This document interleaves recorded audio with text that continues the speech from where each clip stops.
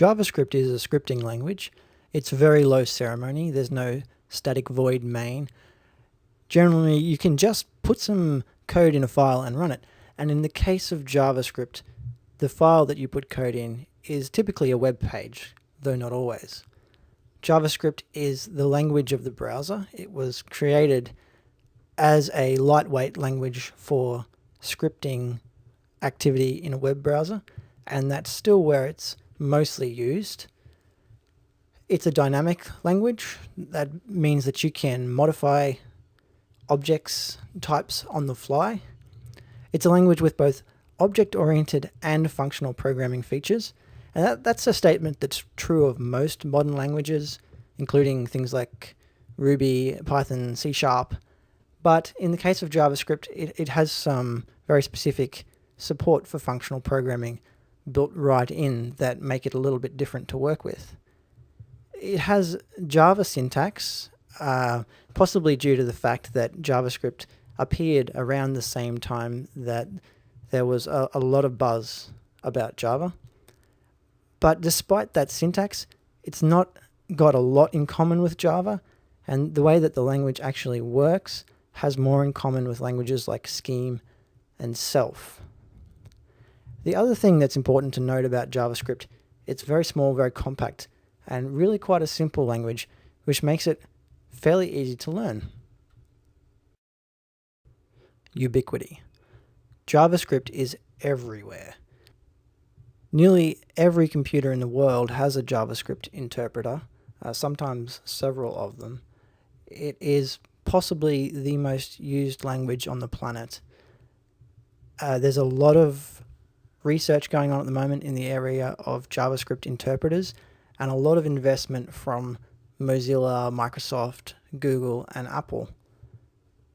JavaScript was almost forgotten for a while, and certainly not very interesting to most people until Ajax started to become popular and people started to demand more and more rich activity in the browser, and that really put the focus on JavaScript and trying to take it as far as we can. I say greatness there because JavaScript turns out to be a powerful, flexible, and highly expressive language. There's also lately been a lot of interest in using JavaScript on the server side, and this has come about because of the extremely powerful JavaScript interpreters that have been made available from open source browser projects, and also just because of the general increasing interest in the language. I've spoken already about the importance of JavaScript, and I mentioned the JavaScript rich clients. Now I want to demonstrate for you quickly just a couple of the more advanced JavaScript rich clients that are available. What you're looking at here is Google Docs, and I've opened up a new word processing document, and you can see it functions very much like the word processors you might be used to, like Microsoft Word. I can define things like headings and paragraphs.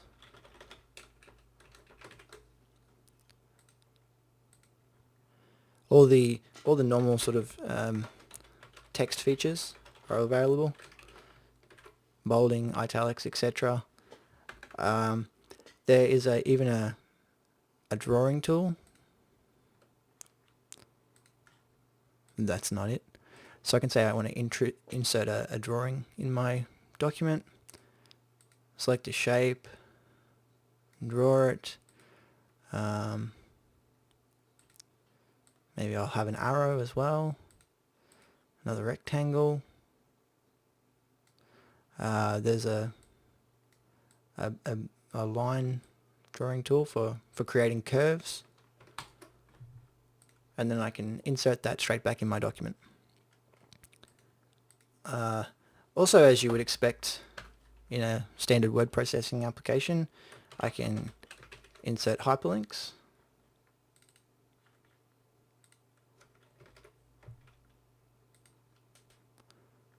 So I've just created a link to processing.js, which is another interesting rich client style JavaScript website. So processing JS is a JavaScript library for working with animations and drawings in web pages. The background of the header up here that you can see, it responds to my mouse. This is actually a demo of processing JS, animating these circles and lines, and I can influence the animation by clicking and moving around in there. There's also a demo of what you can do with processing JS. So this is balldropping.com. It's a simulated gravity environment with a ball of some description dropping there. I'm just going to slow that down a little bit, make it easier to see. And then I can draw on this canvas to affect what happens to the balls.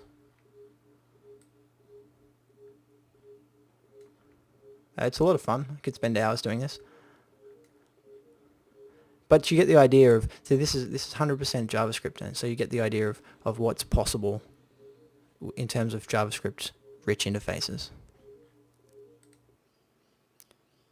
I've mentioned before that JavaScript performance is improving dramatically all the time. You do still have to exercise a little bit of caution. So in this example, you can see it's animating quite a few balls now. And it's very much possible to do this in JavaScript. But you have to be aware that possibly it's not the most efficient way to achieve these kind of animations. If I just open up my task manager, you'll see that this is a reasonably powerful machine, but this relatively simple demo animating at most, I'd say maybe a dozen balls, is pretty much using up all the resources on my machine. And that's in Chrome, which is probably the most efficient JavaScript browser at the moment. In Firefox, the performance is quite a bit worse, and in Internet Explorer, processing JS is currently not supported.